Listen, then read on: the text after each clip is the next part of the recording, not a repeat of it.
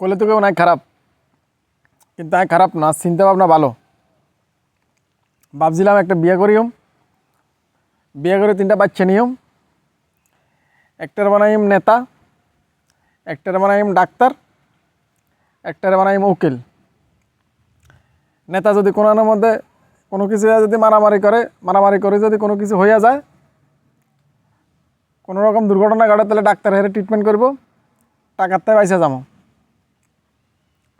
হ্যাঁ, এরপরে নেতা যদি জেলও চলে যায়, উকিল পোলা নেতা পোলাকারে ছুটাইব, এন দিয়েও টাকার তাই বাঁচি গেলাম।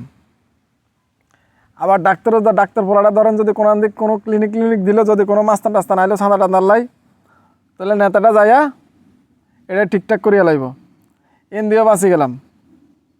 মোট কথা, আপনি বুদ্ধি থাকলে আর যদি পাওয়ার থাকে, তাহলে কটা বাচ্চা নেবেন, বাচ্চা নিয়ে একটা বানায় লাইবেন, জগতের সব কিছু আপনার আলো, সব কিছু ঠান্ডা, সব কিছু শান্তি।